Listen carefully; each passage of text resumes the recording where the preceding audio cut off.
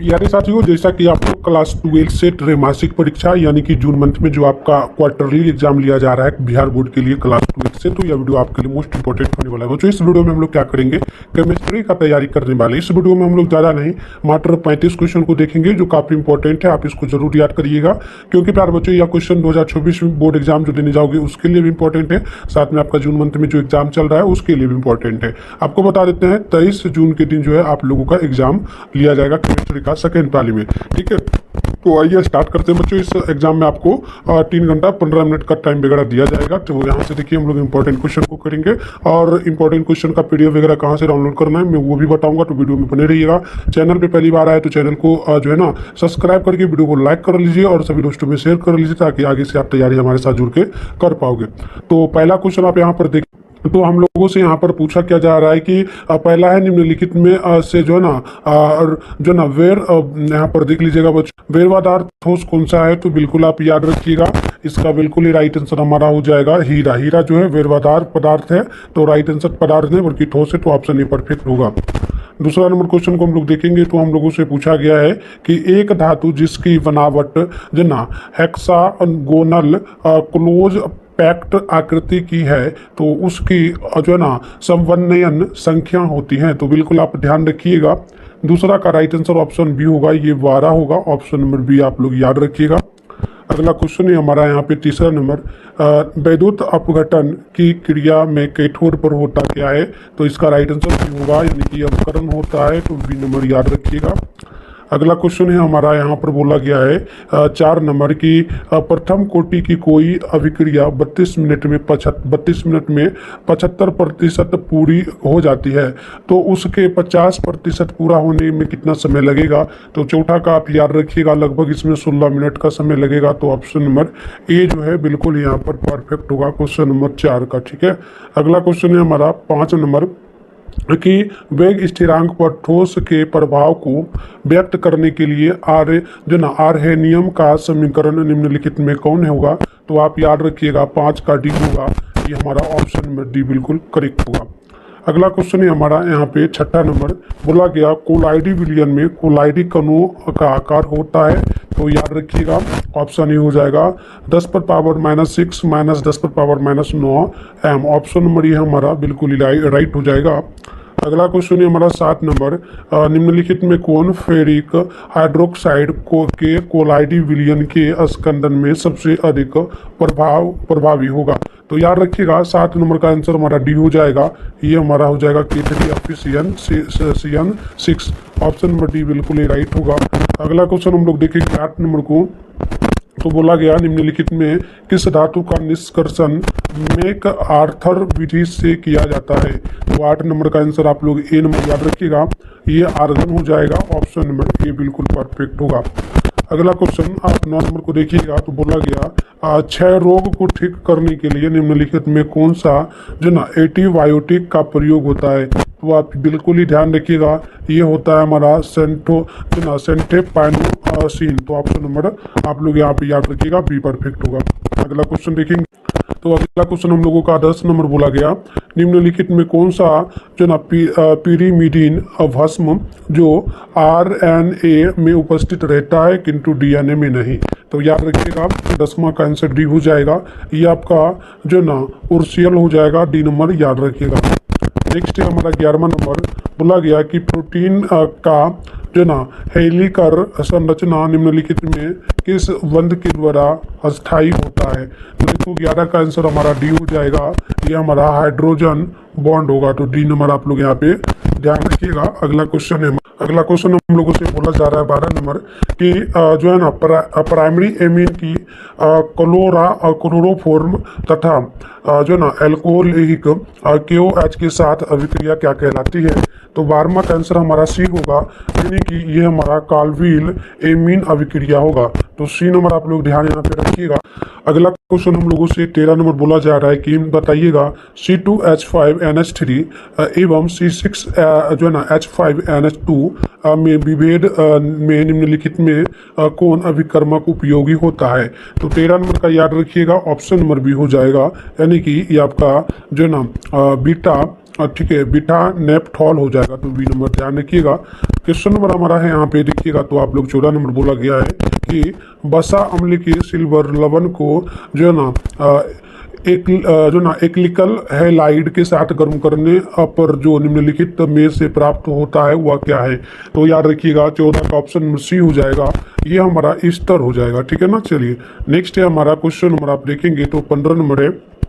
यहाँ पर देखिएगा निम्नलिखित अभिक्रिया यौगिक बी क्या है। तो ये पूरा का पूरा दिया गया है, तो इसमें जो ये यहाँ पर हमारा ये जो बी दिया गया है ये क्या है, इसका नाम बताना है, ठीक है। तो इसका नाम आप याद रखिएगा, इसका नाम जो पड़ता है ना, ये पड़ता है जो ना प्रोपाइनिक अम्ल, तो सी नंबर यहाँ पे राइट हो जाएगा। नेक्स्ट आप 16 को देखेंगे तो निम्नलिखित में कौन सा तत्व एक रूपता प्रदर्शित करता है। तो एक रूपता जो प्रदर्शित करता है ना, उसका नाम हो जाएगा इनमें से सभी, ठीक है ना। तो इनमें से सभी हो जाएगा, तो ऑप्शन नंबर डी याद रखिएगा। नेक्स्ट आप 17 नंबर को देखिएगा, तो बोला आपसे गया कि इनमें सबसे ज्यादा जो ना अस्थायित्व किसमें है। तो याद रखिएगा 17 नंबर का आंसर ए हो जाएगा, यानी कि NH3 में। ऑप्शन नंबर ए बिल्कुल ही परफेक्ट हो जाएगा। अगला क्वेश्चन आप लोग यहाँ पर देखेंगे, तो अगला क्वेश्चन आप यहाँ पर देखिएगा, बोला गया 18 नंबर, निम्नलिखित में कौन निर्बल अम्ल है। तो निर्बल अम्ल की बात करेंगे तो वो 18 का सी हो जाएगा, यानी कि HF हो जाएगा, ऑप्शन नंबर सी परफेक्ट होगा। अगला क्वेश्चन 19 नंबर को आप देखिएगा, तो जो ना जो ये बोला गया एसिड जो ना एसिड डिहाइड जो ना फेलिंग घोल को निम्नलिखित में किस में अवकृत करता है। तो 19वां का आंसर हमारा यहाँ पे बी होगा, यानी कि आपका हो जाएगा क्यूपरस ऑक्साइड, ऑप्शन नंबर आपका बी परफेक्ट यहाँ पे हो जाएगा। नेक्स्ट क्वेश्चन हमारा यहाँ पर देखिएगा 20वां नंबर जो क्वेश्चन है, ये हम लोगों से क्या पूछा जा रहा है। बोला गया कि इथिलीन के बहुलीकरण के द्वारा जो ना ओथिलीन का निर्माण होता है, इस प्रक्रिया में जो उत्प्रेरक का प्रयोग होता है वह क्या होगा। तो याद रखिएगा 20 का आंसर ये हो जाएगा, यानी कि ये हमारा जिगलर नाटा उत्प्रेरक होगा, ऑप्शन नंबर डी होगा। अगला 21 नंबर को देखेंगे, तो ओलोन का बहुलक है, ओलोन एक बहुलक किसका है। तो आप 21 का याद रखेंगे, ऑप्शन नंबर हमारा, ठीक है ना। तो यहाँ पर एक सेकंड बच्चों आप देखेंगे, तो यहाँ पे 21 नंबर जो क्वेश्चन हमारा है, इसका राइट आंसर हमारा जो बच्चों हो जाएगा ये बी हो जाएगा, ठीक है, एक्लिनो ट्राइल का, ठीक है, तो बी हो जाएगा। अगला 22 से ये हमसे पूछा गया है कि प्राकृतिक रबर का बहुलक होगा, तो ये हमारा हो जाएगा जो ना आइसोप्रोपिन, ऑप्शन नंबर सी बिल्कुल परफेक्ट होगा। अगला क्वेश्चन है हमारा 33 नंबर, बोला गया 23 नंबर की निम्न में कौन सर्वाधिक ऑक्सीकरण अवस्था प्रदर्शित करता है। तो 23 नंबर का आप ध्यान रखेंगे, तो ऑप्शन नंबर है यहाँ पे जो है ना सी हो जाएगा, आप बिल्कुल 23 नंबर का, ठीक है। तो 23 का परफेक्ट आंसर आप लोग ध्यान रखिएगा बच्चों। तो 23 नंबर का राइट आंसर आप लोग ध्यान रखिएगा, ये हमारा जेडन यानी जिंक होगा, राइट आंसर जो ना जिंक नहीं होगा बल्कि मैग्नीशियम होगा, डी नंबर ध्यान रखिएगा। नेक्स्ट 24 की अभिकर्मक जो एल्डिहाइड और कीटोन दोनों के साथ अभिक्रिया करता है, तो ये हमारा हो जाएगा कौन सा। तो ये हमारा जो ना ग्रीननार्ड अभिकर्मक होगा, तो डी नंबर ध्यान रखिएगा। अगला क्वेश्चन है हमारा 25 नंबर की, बोला गया निम्नलिखित में कौन केनिजारो प्रतिक्रिया नहीं देता है। तो केनिजारो प्रतिक्रिया कौन नहीं देगा। तो ये हमारा ये जो रिएक्शन है ये नहीं देगा, तो डी नंबर याद रखिएगा, ठीक है। चलिए बच्चों आगे बढ़ते हैं। अगला क्वेश्चन है हमारा 26 नंबर को देखेंगे, तो बोला गया कि कैल्शियम एसीटेट और कैल्शियम फॉर्मेट के मिश्रण को गर्म करने पर बनता क्या है। तो 26 का ऑप्शन नंबर डी हो जाएगा, ध्यान रखिएगा, ethanol, option number D perfect यहाँ पे हमारा होगा। नेक्स्ट है हमारा 27 नंबर क्वेश्चन है कि फॉर्मिक अम्ल को अमोनियाकल सिल्वर नाइट्रेट घोल के साथ गर्म करने पर प्राप्त क्या होगा। तो 27 का आंसर आप लोग सी नंबर ध्यान रखिएगा, ये सिल्वर दर्पण होगा, राइट आंसर सी नंबर आप लोग याद रखिएगा। नेक्स्ट है हमारा 28 नंबर क्वेश्चन, ठीक है। तो 28 नंबर को देखते हैं। 28 नंबर क्वेश्चन क्या बोला, निम्नलिखित में कौन जलीय माध्यम में रंगहीन घोल बनाता है, ठीक है। तो यहाँ पर सारा मान दिया गया है, तो देखिए इसका राइट आंसर हमारा जो होगा 28 का आंसर नंबर डी, 28 का ऑप्शन नंबर डी होगा, ठीक है। तो ये टी SC पर पावर प्लस 3 होगा, तो डी नंबर याद रखिएगा, ठीक है ना। चलिए आगे बढ़ते हैं बच्चों। नेक्स्ट क्वेश्चन है हमारा 29वां नंबर, बोला गया कि जो ना क्रोलामीन यानी कैपिटल टी क्या है। तो बिल्कुल ध्यान रखिएगा, ये हो जाता है एंटीमेलियर, ऑप्शन नंबर डी होगा।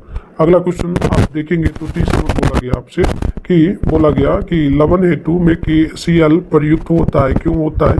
तो याद रखिएगा ये जो होता है ना, ये होता है के पर पावर प्लस और सी पर पावर माइनस आयनों के चालकत्व लगभग बराबर। तो ऑप्शन डी होगा। बच्चों आगे बढ़ने से पहले हम आपको बताते हैं कि इंपॉर्टेंट ऑब्जेक्टिव सब्जेक्टिव यहाँ पर देखेंगे तो बोला गया हम लोगों से बच्चों की बताना है कि ABCD और डी धातुओं के मानक इलेक्ट्रोड क्रमशः -3.05 और -1.66 -0.40 और प्लस 0.8 वोल्ट है। तो इसमें इनमें किस धातु की अपकरण क्षमता सबसे अधिक होगी? तो बच्चों 31 का याद रखिएगा, ऑप्शन नंबर आपका यहाँ पे ए हो जाएगा। ठीक है, चलिए आगे हम लोग बढ़ेंगे। तो नेक्स्ट हमारा 32वां नंबर ये क्वेश्चन है। ठीक है, तो देखिए क्वेश्चन क्या पूछा आपसे, निम्नलिखित में कौन सा सेल हाइड्रोजन एवं ऑक्सीकरण के साथ उसको ऑक्सीजन के रासायनिक ऊर्जा को विद्युत ऊर्जा में बदलता है? तो आप ध्यान रखिएगा 32 का आंसर हमारा सी होगा, यानी कि ईंधन सेल। आगे बढ़ते 33 नंबर है। ये पूछा कि सबसे अधिक विद्युत धनात्मक धातुओं को उसके अयस्कों से निष्कर्षण होता है। तो 33 का आंसर ध्यान रखिएगा, ये हमारा डी नंबर हो जाएगा, यानी कि विलगित आयनिक लवणों के विद्युत विच्छेदन के द्वारा। नेक्स्ट 34 बोला आप लोगों से जटिल यौगिक ये दिया गया है। ठीक है, तो इसके बिलियन में आयनों की संख्या क्या होगी? तो बिल्कुल 34 का ये नंबर हो जाएगा 3। अगला क्वेश्चन है हमारा, यहाँ पे देखिएगा बोला गया आपसे ये पूरा का पूरा दिया गया है लिंगेंड में क्या है, ये फॉर्मूला में लिंगेंड क्या होगा? तो ध्यान रखिएगा ये हमारा सी हो जाएगा नेक्स्ट और सी पर सी आर पर पावर माइनस। तो इस तरीके से हमने 35 क्वेश्चन को देखा, इसको जरूर याद कर लीजिए। मिलते हैं नेक्स्ट वीडियो में।